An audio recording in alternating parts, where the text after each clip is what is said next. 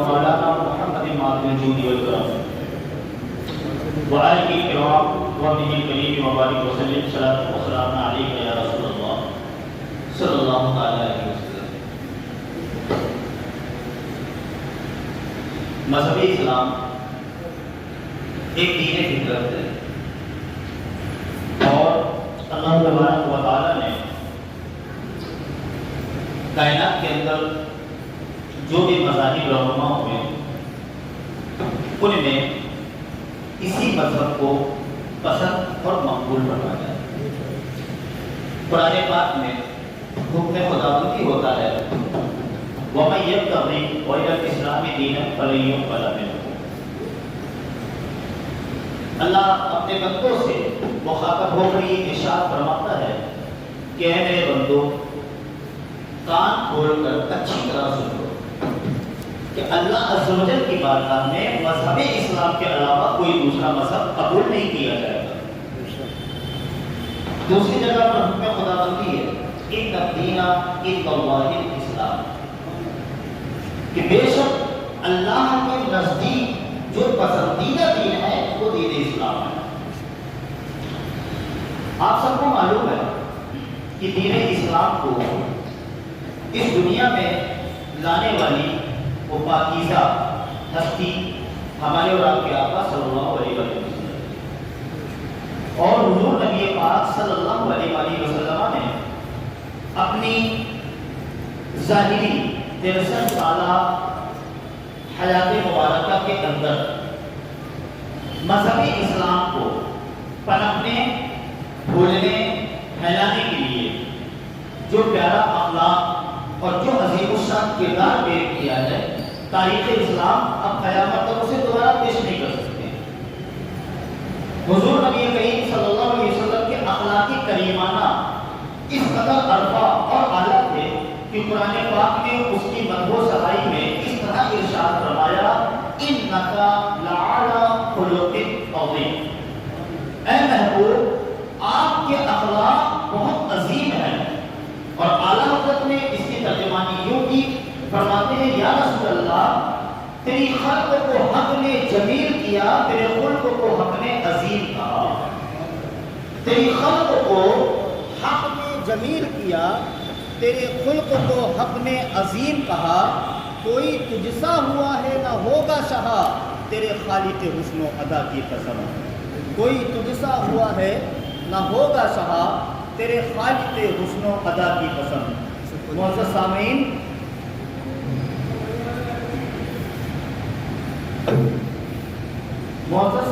کرام، حضور نبی پاک صلی اللہ علیہ وسلم نے اپنی مبارک حیات کے اندر بڑی ہی تبدیل اور سعی فرمائی ہے مذہب اسلام کے لیے، لیکن آپ کو معلوم ہے کہ یہ نظام قدرت ہے اور یہی قانون خداوندی ہے کہ جو اس دنیا میں آیا ہے بالآخر اسے جانا ہے۔ حضور پاک صلی اللہ علیہ وسلم اگرچہ اس پوری کائنات کے اندر ایک منفرد اور ممتاز حیثیت کے حامل ہیں، نہ کوئی ہمارے نبی کی طرح ہے اور نہ ہمارے نبی کسی دوسرے کی طرح ہے، یکتا، بے مثال، بے نظیر، لیکن چونکہ اللہ تقدس و تعالی نے حضور نبی رحمت صلی اللہ علیہ وسلم کو بشریت کے خاکے میں ڈھال کر اس دنیا میں مبعوث فرمایا تھا، تو جو ساری چیزیں اوروں کے لیے تھیں اسی زمرے میں حضور نبی پاک صلی اللہ علیہ وسلم بھی آئے، اور بالآخر وہ وقت آخر جو سب کے ساتھ آتا ہے وہ حضور نبی پاک صلی اللہ علیہ وسلم کے ساتھ بھی آیا ہے۔ لیکن یہاں پر ایک بات کو ذہن نشین کر لیں کہ ہمارے اور انبیاء اکرام کے بیچ میں کس قدر فاصلہ ہوتا ہے۔ حضرت علامہ مفتی احمد یار خان نعیمی رحمۃ اللہ تعالی علیہ ارشاد فرماتے ہیں کہ ایک عام امتی اور ایک نبی کے بیچ میں تقریباً 27 درجوں کا فرق ہے۔ 27 درجوں کا، یعنی کہ پہلے کوئی بندہ مسلمان ہو، مسلمان ہونے کے بعد وہ پارسا ہو، پارسا ہونے کے بعد وہ متقی ہو، متقی ہونے کے بعد وہ ولی ہو، ولی ہونے کے بعد وہ مخدوم ہو، مخدوم ہونے کے بعد وہ خواجہ ہو، خواجہ ہونے کے بعد وہ غوث ہو، غوث ہونے کے بعد وہ قطب ہو، قطب ہونے کے بعد وہ ابدال ہو۔ اس طریقے سے یکے بعد دیگرے اسٹیپ بائی اسٹیپ ایک امتی سے لے کر انبیاء اکرام کی ذات تک تقریباً 27 درجے ہیں۔ شان حبیب الرحمن من آیات القرآن کتاب کا نام، اس کے اندر علامہ مفتی احمد یار شاہ نعیمی نے اس کا ذکر تحریر کرنا ہے۔ تو حضور نبی پاک صلی اللہ علیہ وسلم کی نہ زندگی ہماری طرح ہے اور نہ آپ صلی اللہ علیہ وسلم کا مثال بھی ہماری طرح ہے۔ کسی کہنے والے نے سمجھانے کے طور پر ہمیں بتایا کہ انبیاء کو بھی اجل آنی ہے، لیکن ایسی کہ فقط آنی ہے، یعنی کہ ایک لمحے کے لیے صرف ان پر موت جاری ہوتی ہے، جو صرف دنیا والوں کو دکھانے کے لیے اور ان کے مشاہدے کے طور پر ہوتی ہے۔ اس کے بعد انبیاء اکرام اسی طریقے سے اپنی قبروں میں زندہ ہوا کرتے ہیں جیسا وہ دنیا میں زندہ رہتے تھے، اور اس کی نشاندہی حضور نبی کریم صلی اللہ علیہ وسلم کا فرمان بھی کرتا ہے۔ آقا کونین صلی اللہ علیہ وسلم ارشاد فرماتے ہیں، ان اللہ حرم علی الارض ان تأکل اجساد الانبیاء فنبی اللہ حی یرزق۔ یہ حدیث پاک کے الفاظ ہیں۔ آقا کریم صلی اللہ علیہ وسلم ارشاد فرماتے ہیں کہ بے شک اللہ تعالیٰ نے زمین پر حرام فرما دیا ہے کہ وہ انبیاء اکرام کے جسموں کو کھائے۔ بس انبیاء اکرام اپنی قبروں میں زندہ ہیں، اور صرف زندہ ہی نہیں ہے، اللہ انہیں رزق سے بھی نوازتا ہے، اللہ انہیں رزق بھی دیتا ہے۔ تو نہ وہ ہماری طرح ہے اور نہ ہم ان کی طرح ہیں۔ تو جب اور انبیاء اکرام کا حال یہ ہے تو پھر سوچو ہمارے نبی تو نبی الانبیاء ہیں، ہمارے نبی تو امام الانبیاء ہیں، ہمارے نبی تو سید الانبیاء ہیں، ہمارے نبی کی کیا شان ہے؟ تو علامہ حامد رضا بریلوی پکار کر کہتے ہیں کہ ہمارے نبی کی شان سننا چاہتے ہو تو او دیوانو سنو۔ حامد رضا تو اپنے نبی کے بارے میں اور ان کی شان کو بیان کرتے ہوئے صرف اتنا کہتا ہے کہ خدا کہتے نہیں بنتا، جدا کہتے نہیں بنتا، خدا کہتے نہیں بنتا، جدا کہتے نہیں بنتا، خدا پہ تم کو چھوڑا ہے وہی جانے کے کیا تم کو، خدا پہ تم کو چھوڑا ہے وہی جانے کے کیا تم کو۔ عزیزان گرامی، 63 سالہ زندگی تک آقا کریم صلی اللہ علیہ وسلم نے مذہب اسلام کی تبلیغ فرمائی، پرچار کیا، لوگوں تک پہنچے، دعوت و تبلیغ کے خوبصورت فریضے آپ نے انجام دیے۔ بالآخر ایک وہ وقت آتا ہے جب آقا کونین صلی اللہ علیہ وسلم کی اس دنیا سے غفلت فرمانے کا وقت ہوتا ہے۔ یہ ماہ سفر کے آخری ایام تھے۔ سیدہ عائشہ صدیقہ سلام اللہ علیہا فرماتی ہیں کہ محبوب پاک صلی اللہ علیہ وسلم کی کو جو مرض وفات لاحق ہوا تو سر درد سے شروع ہوا۔ آقا کریم صلی اللہ علیہ وسلم کے سر مبارک میں درد اٹھا اور اس درد نے زور پکڑا اور حضور پاک صلی اللہ علیہ وسلم پر مرض بڑھتا گیا۔ آقا کریم صلی اللہ علیہ وسلم پر جب مرض کا اس قدر غلبہ ہوا کہ آپ صلی اللہ علیہ وسلم مرض کے پیریڈ میں بھی، مرض کے اوقات میں بھی آپ نے حقوق العباد کی پامالی نہیں کی۔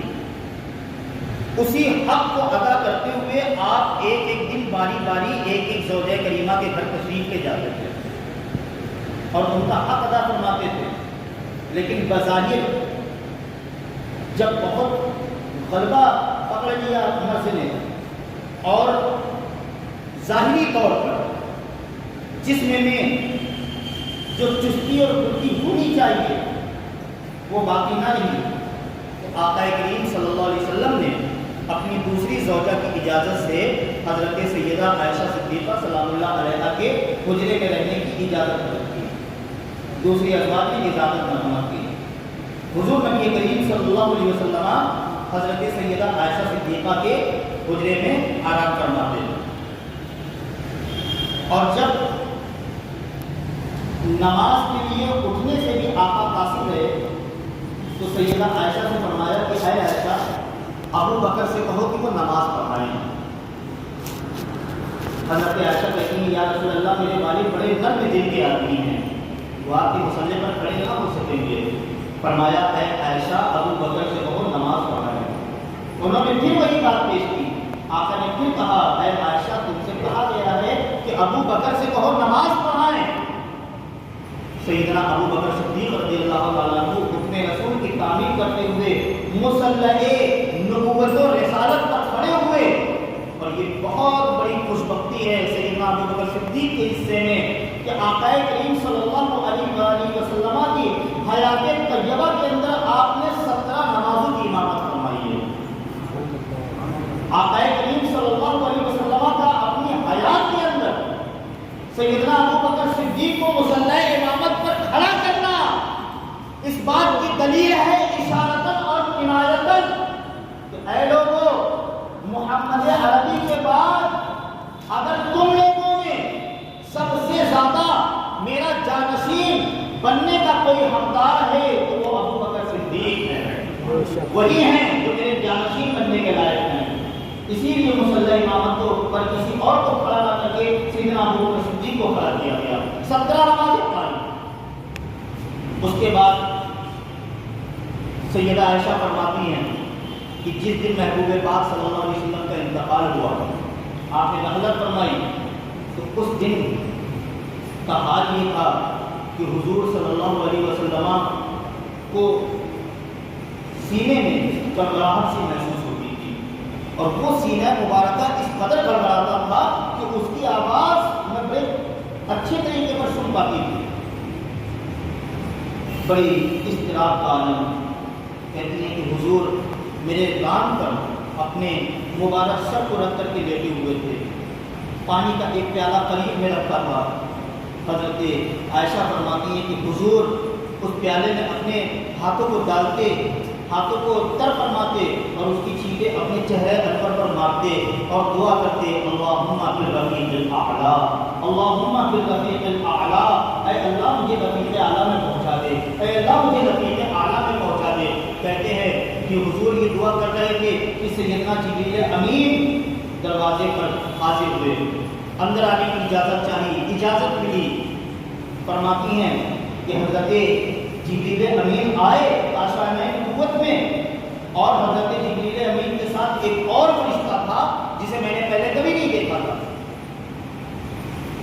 وہ فرشتہ جس کے جو 1,00,000 فرشتوں کا سردار تھا، اور ایسے 1,00,000 فرشتوں کا سردار تھا جن میں کا ایک فرشتہ 1,00,000 فرشتوں کا سردار تھا۔ شان دیکھیں محبوب کی کیا شان ہے۔ آج ہم پیمانے لے کر کے بیٹھے ہیں کہ ہمارے نبی اتنے بڑے، ہمارے نبی کو اتنا علم، ہمارے نبی بشر تھے، ہمارے نبی نور تھے، وغیرہ وغیرہ۔ ہم انہی ساری باتوں میں اب تک الجھے ہوئے ہیں، اپنے ایمان کو پختگی نہیں دیتے۔ ان نالائقوں کے ساتھ ہمارے اٹھنے بیٹھنے ہیں جو حضور کو اپنے جیسا معاذ اللہ بشر بتا رہے ہیں، جو حضور کے علم غیب کو ناپ رہے ہیں، حضور کی شان اور حضور کے مراتب کو چھوٹا کرنے پر تلے ہوئے ہیں۔ سچ کیا ہے؟ لوگ کسی کہنے والے نے کہا کہ حضور کی شان کیا پوچھتے ہو؟ حضور کی شان کا عالم یہ ہے کہ ہزاروں جبرائیل الجھے ہوئے ہیں کرتے منزل میں، نہ جانے کس قدر اونچا ہے کاشانہ محمد کا۔ ایک نہیں، ہزاروں جبرائیل الجھے ہوئے ہیں۔ جبریل امین آتے ہیں، ایک فرشتہ ان کے ساتھ آتا ہے جو 1,00,000 فرشتوں کا سردار ہے، اور ان میں کا ہر فرشتہ 1,00,000 فرشتوں کا سردار ہے۔ حضور فرماتے جبریل کیسے آنا ہوا؟ کیا یا رسول اللہ اللہ کی جانب سے بھیجا گیا ہوں، اور یہ جو میرے ساتھ دوسرا فرشتہ ہے یہ موت کا فرشتہ ہے۔ یا رسول اللہ اللہ تبارک و تعالیٰ آپ سے ملاقات کا مشتاق ہے، اللہ آپ سے ملنا چاہتا ہے۔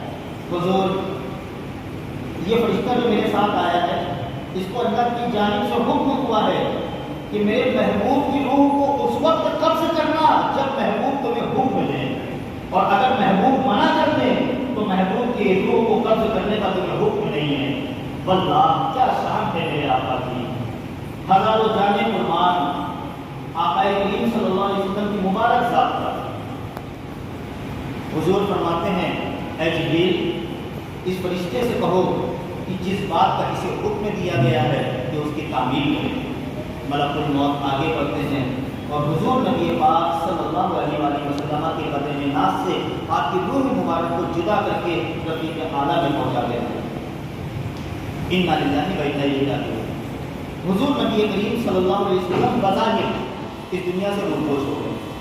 اب یہ خبر جب اصحاب رسول کو پہنچی تو حضرت عثمان غنی رضی اللہ تعالیٰ عنہ کا حال یہ تھا کہ آپ سر پکڑ کر مسجد نبوی شریف کے ایک کونے میں بیٹھ گئے اور کسی سے کوئی کلام نہیں کرتے تھے، کوئی بات نہیں کرتے تھے، اور آپ کو دیکھ کر ایسا لگتا تھا کہ گویا آپ نے اپنے دماغی توازن کو کھو دیا ہے۔ حضرت عمر فاروق اعظم رضی اللہ تعالیٰ عنہ کا حال یہ تھا کہ وہ اپنی تلوار کو کھینچ کر لوگوں کو چلا چلا کر کہتے تھے کہ خبردار اگر کسی نے کہا کہ ہمارے نبی انتقال کر گئے تو عمر اس کا گلا کاٹ دے گا۔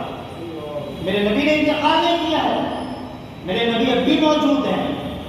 حضرت مولا کائنات کا حال یہ تھا کہ رو رو کر نڈال ہو رہے۔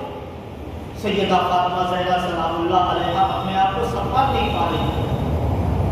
بلال حبشی رضی اللہ تعالیٰ عنہ کے اوپر غشی پر غشی ہو رہی تھی۔ تمام صحابہ اکرام کے اوپر گویا ایک قیامت سی ٹوٹ پڑی تھی۔ جب یہ بات، یہ خبر سیدنا صدیق اکبر کو پہنچی، حضرت ابو بکر صدیق دوڑتے ہوئے کاشانہ نبوت کی طرف آئے، وا محمدہ کے نعرے لگاتے ہوئے مسجد نبوی شریف میں داخل ہوئے تو دیکھا چاروں طرف تمام صحابہ اکرام کا برا حال ہے۔ سیدنا عمر فاروق اعظم تلوار لے کر مسجد میں ٹہل رہے اور کہہ رہے کہ خبردار میرے نبی کو کسی نے کہا کہ انتقال کر گئے اور اس کی گردن اڑا دیا۔ حضرت ابو بکر کہتے ہیں کہ میں نے کسی سے کوئی تعارف نہ کیا، میں سیدھا حجرہ عائشہ میں داخل ہوا اور جب جا کر کے دیکھا تو حضور شفیع امت صلی اللہ علیہ وسلم کی روح پاک آپ کے بدن ناظرین سے جدا ہو چکی ہے۔ میں نے آپ کے چہرے انور سے چادر کو ہٹایا اور آپ کی پیشانی کو بوسہ دیا اور اس کے بعد میں باہر آیا۔ میں مسجد نبوی شریف کے ممبر پر بیٹھا اور میں نے کہا سارے لوگ بیٹھ جاؤ، سارے لوگ بیٹھ جاؤ۔ حضرت ابو بکر صدیق کی بات سن کر سارے لوگ خاموشی کے ساتھ بیٹھ گئے، لیکن حضرت عمر فاروق اعظم اسی طریقے سے کھڑے ہیں اور لوگوں سے بار بار یہی بات کہتے ہیں کہ خبردار کسی نے کہا کہ میرے نبی کا انتقال ہو گیا ہے تو میں اس کی گردن اڑا دوں گا۔ حضرت ابو بکر کہتے ہیں کہ میں نے ان سے بھی بیٹھنے کو کہا لیکن وہ نہیں بیٹھے تو میں نے ان کو ان کے حال پر چھوڑ دیا، اور اس کے بعد میں نے خطبہ دیا اور خطبے پر میں نے کہا کہ لوگوں سنو، جو لوگ محمد عربی صلی اللہ علیہ وسلم کو معاذ اللہ اپنا رب تسلیم کرتے ہیں یا ان کی عبادت کرتے ہیں وہ جان لیں کہ آج حضور صلی اللہ علیہ وسلم کا انتقال ہو چکا ہے، اور جو لوگ اللہ وحدہ لا شریک کی عبادت کرتے ہیں اور اسے خدا مانتے ہیں تو جان لو نہ اللہ کو کبھی موت آئی ہے نہ اللہ کو کبھی موت آئے گی، وہ ہمیشہ سے ہے اور ہمیشہ رہے گا۔ اور اس کے بعد آپ نے اس آیت کریمہ کی تلاوت کی، وَمَا مُحَمَّدٌ إِلَّا رَسُولٌ قَدْ خَلَتْ مِن قَبْلِهِ الرُّسُلُ أَفَإِن مَاتَ أَوْ قُتِلَ انقلبتم عَلَىٰ أَعْقَابِكُمْ وَمَن يَنقلب عَلَىٰ عَقِبَيْهِ فَلَن يَضُرَّ اللَّهَ شَيْئًا وَسَيَجْزِي اللَّهُ الشَّاكِرِينَ۔ صحابہ اکرام کہتے ہیں کہ جب سیدنا صدیق اکبر کے زبان سے ہم نے اس آیت کریمہ کو سنا تو ہمیں ایسا لگا کہ گویا ہم نے اس آیت کو کبھی سنا ہی نہیں تھا۔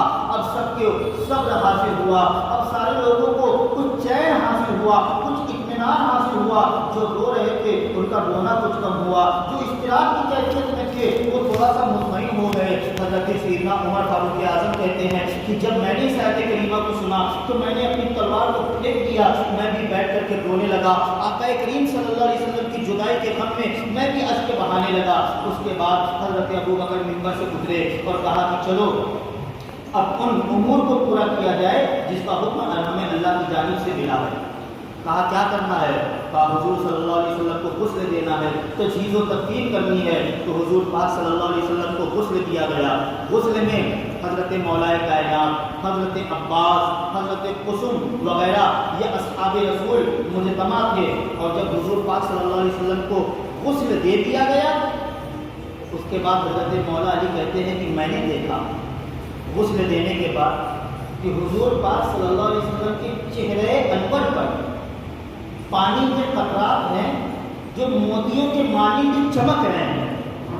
میں آگے بڑھا اور میں نے جوش حقیقت میں اپنی زبان سے ان پانی کے قطروں کو چاٹ لیا تو اللہ تعالیٰ نے مجھ کو یہ برکتیں عطا فرمائی کہ اللہ نے میرے سینے کو کھول دیا اور میرے سینے کو علم کا خزینہ بنا دیا، اور حضرت علی کی شان یہ ہو گئی کہ مولا علی کو صرف خدا کا شیر ہی نہیں کہا جاتا تھا بلکہ مولائے کائنات کو علم کا شہر بھی کہا جاتا تھا۔ یہ فیض حاصل ہو رہا ہے بارگاہ رسول سے۔ کہتے ہیں اس کے بعد میں بڑے اختصار کے ساتھ بیان کرتا ہوں، اس کے بعد قبر تیار کی جائے، کسی عام انسان کی قبر نہیں ہے، یہ ہادی برحق کی قبر ہے، یہ شفیع معظم کی قبر ہے۔ آپس میں مشورہ ہوا کہ قبر کیسی تیار ہو۔ کہتے ہیں کہ مدینہ شریف میں صرف 2 لوگ قبریں کھودتے تھے، ایک حضرت ابو طلحہ، دوسرے حضرت ابو عبیدہ ابن جراح۔ تو کہتے ہیں کہ ان دونوں میں سے کس کو یہ سعادت ملے کہ وہ حضور پاک صلی اللہ علیہ وسلم کی قبر شریف تیار کرے؟ کہا کہ ایسا کرو کہ ان دونوں کے پاس ایک آدمی بلوانے کے لیے بھیجو، جو پہلے آ جائے گا اس کے حصے میں یہ سعادت آ جائے گی۔ کہتے ہیں کہ پہلے پہنچنے والے صحابی حضرت ابو طلحہ تھے جو بغل والی قبر تیار کرتے تھے۔ وہ آئے اور انہوں نے قبر شریف تیار کی اور حضور نبی پاک صلی اللہ علیہ وسلم کو قبر شریف کے اندر داخل کرایا گیا، اور حضور پاک صلی اللہ علیہ وسلم کی قبر میں جو اصحاب گزرے ان میں بھی حضرت مولا کائنات حضرت عباس اور حضرت قسم رضی اللہ تعالیٰ عنہ تدفین کی۔ مولا کائنات پہلے قبر شریف سے باہر نکلے، اس کے بعد حضرت عباس قبر سے باہر نکلے۔ حضرت قسم کہتے ہیں کہ قبر شریف سے سب سے آخر میں نکلا۔ سب کی خواہش تھی کہ حضور کا ایک مرتبہ آخری دیدار کر لیا جائے۔ جب میں نے حضور نبی پاک صلی اللہ علیہ وسلم کے چہرے انور سے پردہ ہٹایا، سب لوگوں نے جمال جہاں آرا کو دیکھا۔ جب سب زیارت سے محظوظ ہو گئے اور میں اس پردے کو، میں اس چادر شریف کو صحیح کرنے لگا تو ایسا محسوس ہوا کہ حضور کے لمحہ مبارک جنبش دے رہے ہیں، حضور کے لمحہ مبارک گر رہے تھے۔ کہتے ہیں کہ میں ٹھہر گیا اور میں نے اپنے کان کو جب اپنے نبی کے لمحہ مبارک کے قریب کیا، میرے بھائی اللہ نے ایک جانے دی ہے، قسم اللہ کی اگر ہزارے جانے بھی ہوں تو آمنہ کے لال کے قدموں پر قربان ہے۔ کس قدر مشفق اور مہربان ہے ہمارا رسول، کس قدر امتیوں کے بارے میں سوچتا ہے ہمارا رسول۔ حضرت قسم کہتے ہیں کہ جب میں نے حضور کے لمحہ مبارکہ میں جنبش ہوتی ہوئی دیکھا تو میں اپنے کانوں کو سرکار کے لمحہ مبارک کے قریب لے گیا تو حضور کے لمحہ مبارک گر رہے تھے اور زبان پاک سے یہ کلمات ادا ہو رہے تھے، یا رب حب لی امتی، یا رب حب لی امتی، یا رب حب لی امتی، اے اللہ میری امت کو معاف فرما دے، اے اللہ میری امت کو بخش دے۔ کروڑوں درود و سلام اس ذات پاک پر جو مدینہ شریف کی گلیوں میں رہا تو ہم کو یاد کرتا رہا، وہ پیارا رسول جو نمازوں میں رہا تو ہم کو یاد کرتا رہا، وہ پیارا پیغمبر جو دنیا میں مبعوث ہوا تو ہم کو یاد کرتا رہا۔ کسی کہنے والے نے بہت شاندار ترجمانی کی ہے، کہتا ہے کرم سب پر ہے کوئی ہو کہیں ہو تم ایسے رحمت للعالمین ہو، کرم سب پر ہے کوئی ہو کہیں ہو تم ایسے رحمت للعالمین ہو، شریک عیش و عشرت سب ہے لیکن مصیبت کاٹنے والے تم ہی ہو، شریک عیش و عشرت سب ہے لیکن مصیبت کاٹنے والے تم ہی ہو۔ یہ حضور کی شان ہے کہ اپنے امتیوں کو قبر شریف کے اندر لیٹ کر بھی یاد کر رہے تھے۔ میرے عزیز دوستو، قبر شریف کو بند کیا گیا اور اس کے بعد لوگ اپنے اپنے گھروں کی جانب چلے گئے۔ کہتے ہیں اگلے دن جب سارے لوگ مجتمع ہوئے تو اب سب کے دل میں ایک اضطراب تھا کہ حضور پاک صلی اللہ علیہ وسلم ہمارے بیچ جلوہ فرما تھے تو ہمیں کسی طرح کی کوئی دشواری نہیں تھی، لیکن اب چونکہ بظاہر آقا کریم صلی اللہ علیہ وسلم ہم سے منحوس ہو گئے تو اب ہمیں گائیڈ کون کرے گا، اب ہمیں کون بتائے گا کہ کون سے کام کیسے کرنے ہیں، اسلام کے نظام کو کیسے چلانا ہے۔ ہم میں کوئی ایک بڑا ہونا چاہیے جو ہم کو گائیڈ کرے۔ کہتے ہیں کہ اس متعلق صحابہ اکرام کی ایک مجلس مشاورت قائم کی گئی اور تمام صحابہ اکرام موجودہ تھے، تو ان لوگوں سے پوچھا گیا کہ آپ لوگ اس بارے میں کیا مشورے دیتے ہیں؟ تو کچھ صحابہ اکرام نے کہا کہ دیکھو، حضور پاک صلی اللہ علیہ وسلم مہاجرین میں سے تھے، تو حضور کا جانشین بھی مہاجرین میں سے ہونا چاہیے۔ اور کچھ لوگوں نے یہ کہا کہ حضور اگرچہ مہاجرین تھے لیکن حضور کی معاونت اور مدد انصار نے کی ہے، تو حضور کا جانشین انصار میں سے کوئی ایک ہونا چاہیے۔ اپنے اپنے طور پر لوگوں نے مشورے دیے۔ حضرت سعد بن ابی وقاص رضی اللہ تعالیٰ عنہ کھڑے ہوئے اور کہنے لگے کہ اے لوگوں، اگر میں کچھ کروں تو کیا تم سارے لوگ اسے قبول کرو گے؟ کہتے ہیں آپ اللہ کے رسول صلی اللہ علیہ وسلم کی ایک معزز صحابی ہیں، آپ کیا کہنا چاہتے ہیں؟ حضرت سعد بن ابی وقاص کھڑے ہوئے اور بڑھ کر کے حضرت سیدنا ابو بکر صدیق رضی اللہ تعالیٰ عنہ کے دست حق پرست پر انہوں نے بیعت کی۔ جب انہوں نے بیعت کی تو دوسرے صحابی کھڑے ہوئے، انہوں نے بیعت کی، تیسرے کھڑے ہوئے، انہوں نے بیعت کی، حتیٰ کہ مجمع میں جتنے اصحاب تھے سب نے ایک بات دیگر حضرت ابو بکر صدیق کے ہاتھوں پر بیعت کر لی۔ حضور نبی پاک صلی اللہ علیہ وسلم نے ارشاد فرمایا کہ تم لوگوں میں زبیر نظر نہیں آ رہے، وہ کہاں ہیں؟ ان کو بلوایا گیا۔ حضور نے فرمایا کہ میں آپ سے اس بات کی امید کرتا ہوں، حضرت ابو بکر صدیق نے فرمایا کہ میں آپ سے اس بات کی امید رکھتا ہوں کہ آپ مسلمانوں میں انتشار پیدا نہیں ہونے دیں گے۔ وہ کہتے ہیں کہ حضور آپ فکر نہ کریں، جو سب نے کیا ہے وہی میں بھی کروں گا۔ وہ بھی آگے بڑھے اور آپ کے دست حق پرست پر انہوں نے بھی بیعت کر دی۔ پھر حضرت ابو بکر صدیق نے مجمع پر نگاہ ڈالی اور کہتے ہیں کہ تم میں مولا علی نہیں موجود ہے؟ ان کو بلوایا جائے۔ مولا کائنات آتے ہیں، حضرت مولا علی سے سیدنا ابو بکر صدیق کہتے ہیں کہ مولا علی، مجھے آپ سے اس بات کا یقین ہے کہ آپ امت مسلمہ میں خلفشار پیدا نہیں ہونے دیں گے۔ مولا کائنات کہتے ہیں حضور آپ میری جانب سے بالکل مطمئن رہیں، آپ اپنے ہاتھوں کو آگے بڑھائیں اور میں آپ کے دست حق پرست پر بیعت کرتا ہوں۔ حضرت سیدنا مولا کائنات رضی اللہ تعالیٰ عنہ نے بھی حضور پاک صلی اللہ علیہ وسلم کے دست حق پرست پر بیعت کی، اور اس طریقے سے سیدنا صدیق اکبر رضی اللہ تعالیٰ عنہ خلیفۃ المسلمین اور امیر المومنین کے منصب جلیلہ پر فائز ہو گئے۔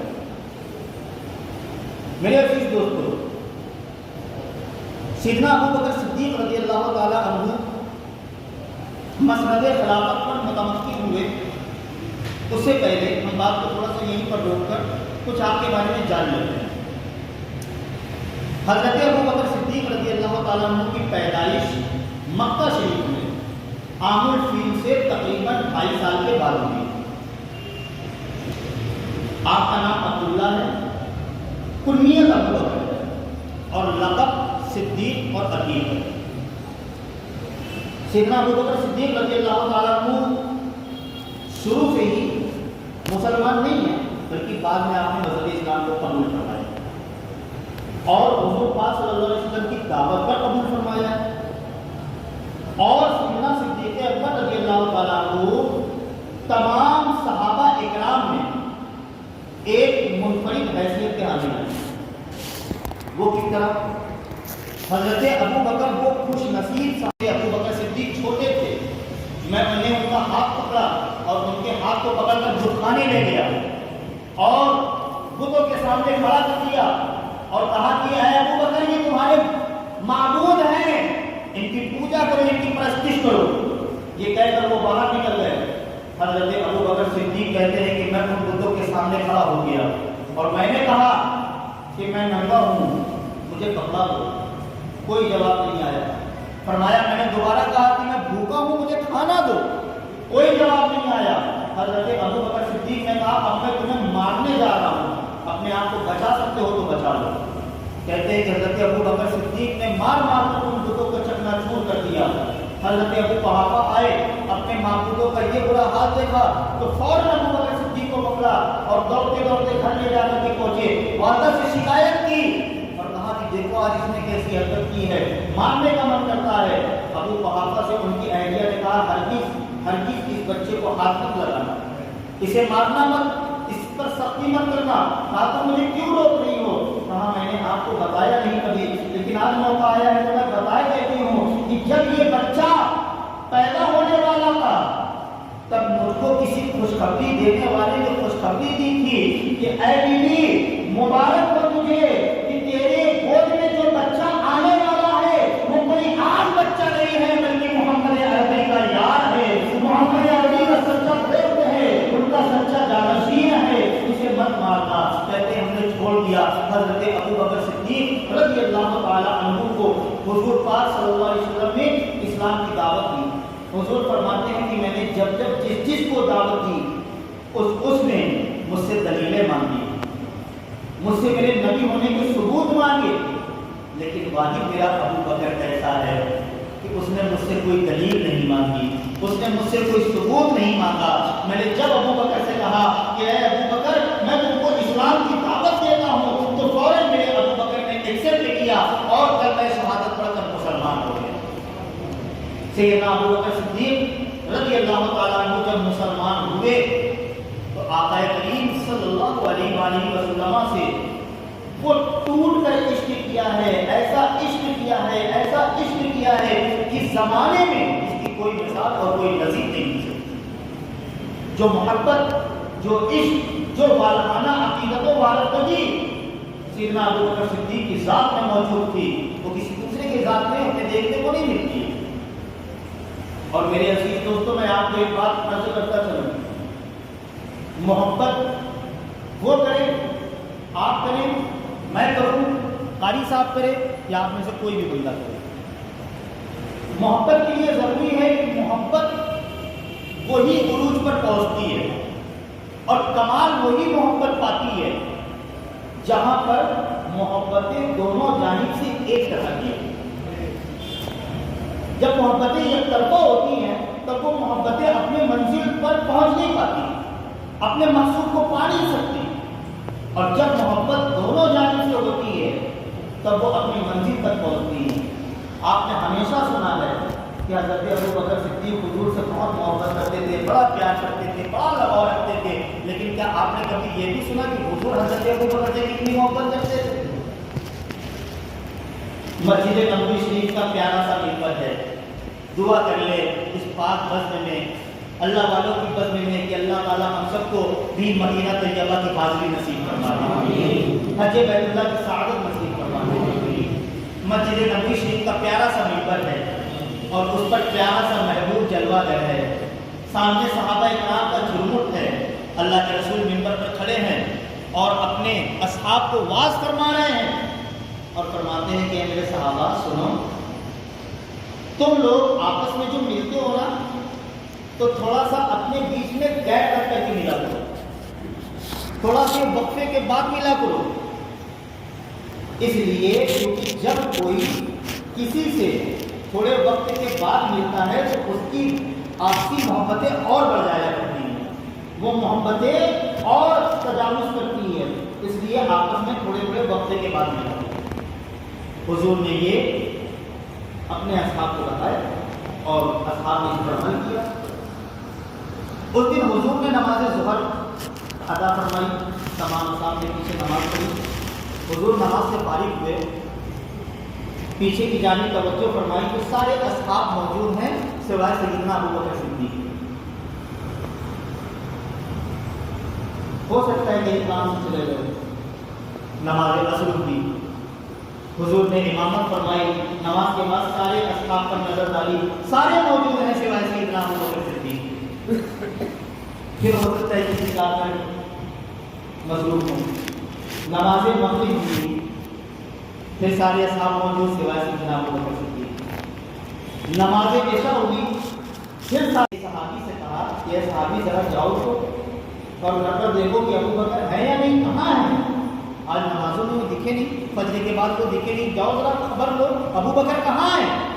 صحابی گئے، اتفاق سے حضرت ابو بکر صدیق گھر پر ہی موجود ہے، کہا کہ حضور آپ کو یاد فرمانا، آپ میرے پیغمبر مجھے یاد کرو، فوراً چلو۔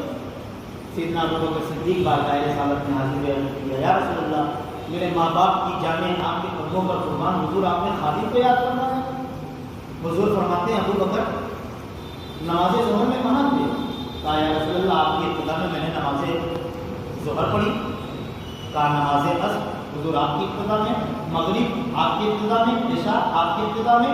تو اے ابو بکر جب میں نے نماز سے فارغ ہو کر مجمع پہ نظر ڈالی تو تمہارے سوا مجھے سب نظر آئے، تم کیوں نہیں نظر آئے؟ کہا یا رسول اللہ نماز سے جلدی پڑھ کر کے میں گھر کو روانہ ہو گیا تھا. کہا کوئی خاص وجہ؟ کہا کوئی خاص وجہ نہیں تھی، بس آپ کے حکم کی تعبیر تھی. کہا کیسا حکم؟ کہا حضور آج ہی آپ نے ہم کو سب کو یہ حکم فرمایا ہے کہ آپس میں جب ملا کرو تو تھوڑے وقفے کے بعد ملا کرو تاکہ تم میں محبتیں اور بڑھیں، تم میں عقیدتیں اور بڑھیں. حضرت ابو بکر صدیق یہ فرماتے ہیں تو حضور فرماتے ہیں میرے یار میں نے یہ بات دوسروں کے لیے کہی ہے، تمہارے لیے تو نہیں کہی.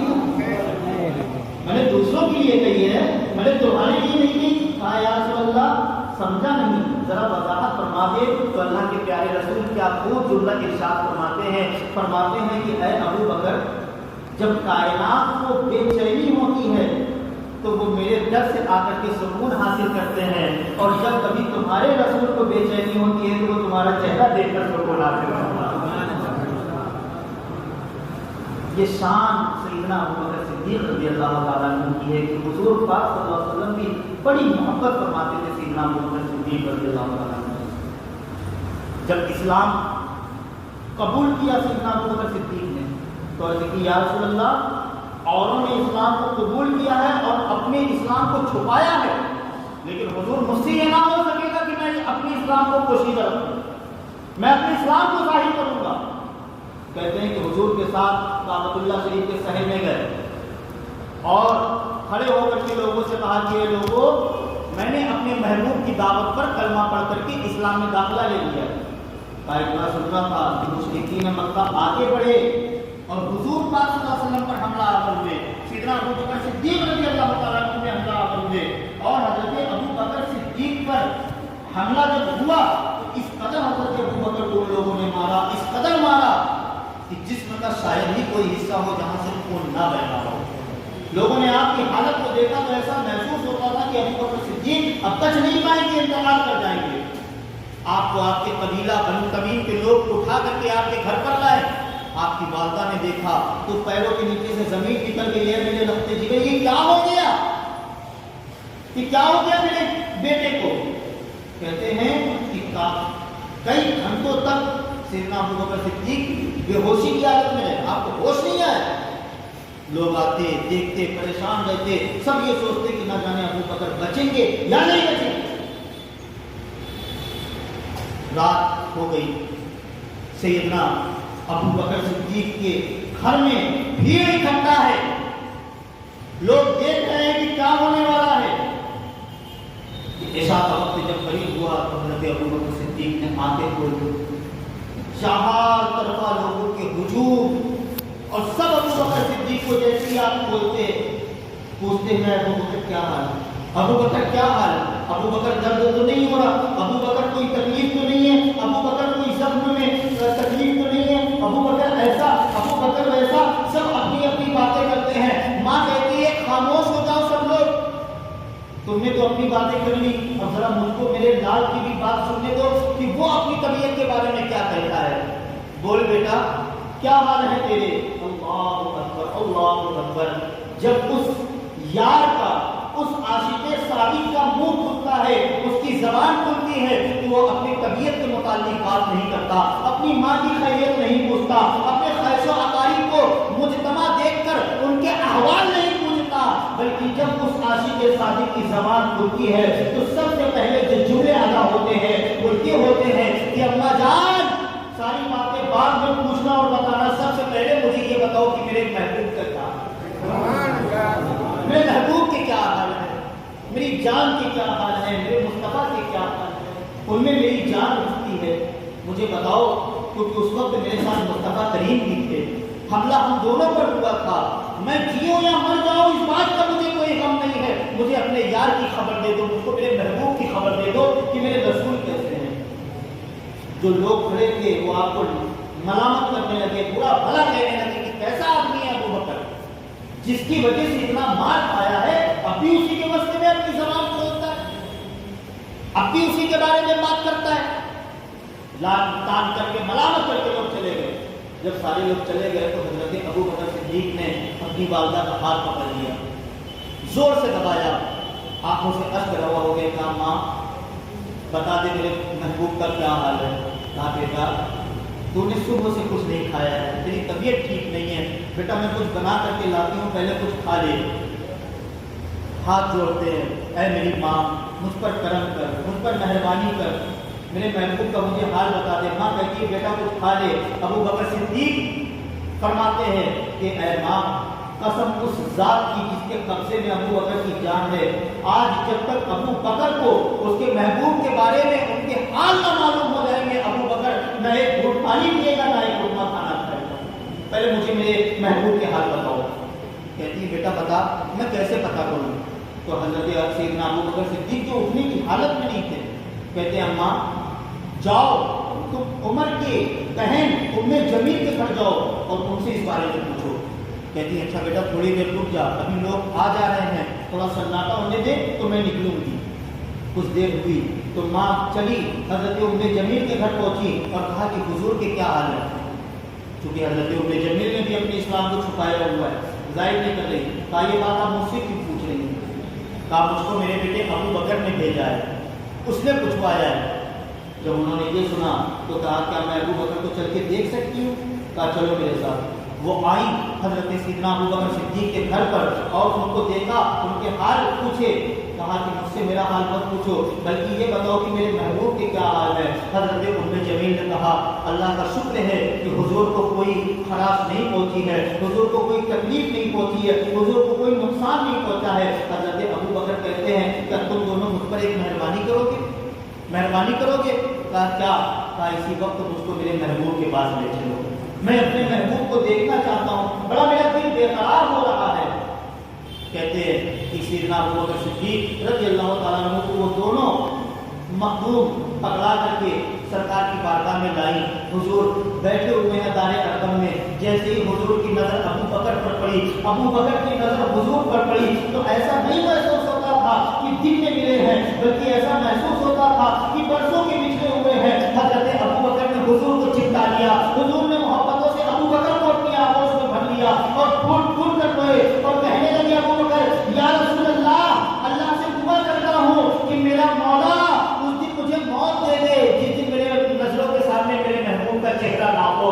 میں اپنے محبوب کی اپنی جان دے چکا ہوں، اب تو میں دعا کرتا ہوں کہ ابو بکر جب تک زندہ رہے حضور کی غلامی میں زندہ رہے، اور جب ابو بکر کی جان نکلے تو وہ بھی حضور کی غلامی میں تھی۔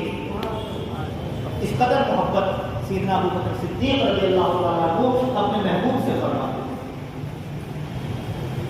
میرے عزیز دوستو، یقیناً جو محبتیں ہوتی ہیں نا یہ بڑی قربانیاں مانگتی ہیں۔ کسی شاعر نے بڑی سچی بات کہی تھی کہ یہ عشق نہیں آسان، بس اتنا سمجھ لیجئے کہ ایک آگ کا دریا ہے اور تیر کے جانا ہے۔ کوئی آسان کام نہیں ہے محبت کرنا۔ اب تو ہمارے یہاں محبت کے نام پہ نہ جانے کیسے کیسے تماشے ہونے لگے ہیں۔ وہ ہمارا نوجوان طبقہ ہو یا کوئی ہو، آج ایک اجنبی لڑکے کا ایک اجنبی لڑکی کے ساتھ خلط ملت، رات بھر فون پر گفتگو، وہ حرام خوری، وہ فحاشی اور وہ عیاریہ جسے مذہب اسلام نے سخت مخالفت کی ہے، آج ہمارے یہاں فیشن بن چکا ہے۔ ہمارے یہاں لڑکیوں کے ہاتھ میں موبائل دے کر کے ان کی دنیا اور آخرت کو برباد کرنے کے سامان تیار کیے جا رہے ہیں، اور اس کو نام دیا جاتا ہے محبتوں کا، اس کو نام دیا جاتا ہے عقیدتوں کا۔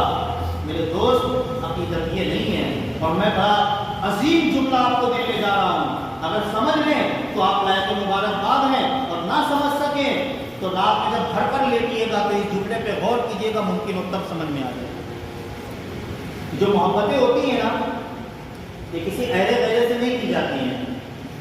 محبتیں اس سے کرو جس نے محبتیں اس سے کرو جس نے محبتوں کو پیدا کیا ہے، اور دل اس سے لگاؤ جس نے اس دل کو پیدا کیا ہے۔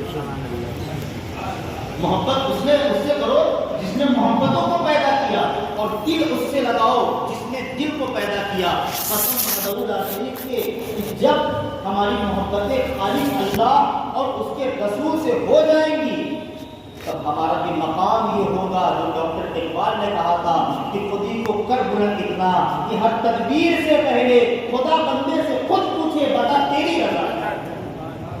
وہ مقام ہوگا ہمارا، وہ شان ہوگی ہماری۔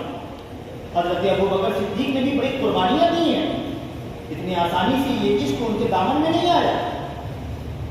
سخاوت میں بے مثال، ایک جنگ کا موقع ہے، اللہ کے رسول صلی اللہ علیہ وآلہ وسلم اپنے اصحاب کو ترغیب دلا رہے ہیں، اے لوگو آگے بڑھو، مذہب اسلام کی اعانت کرو، مذہب اسلام کی مدد کرو۔